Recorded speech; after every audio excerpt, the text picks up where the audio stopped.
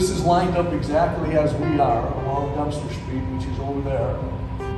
The posts are positioned at the sidewalk. Coach Gale will have one post, which he will move as we progress down the field, and I will have the other one attached to the wire.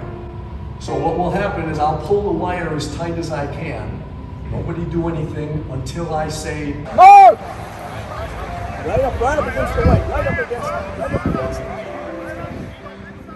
If you are a person who installs the flag, please go right up to the wire and do your install.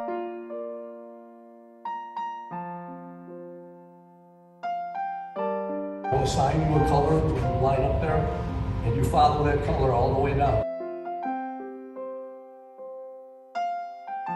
Then when everyone is standing up, Coach Gale will know to move his post to the next mark, and we proceed in little increments all the way down.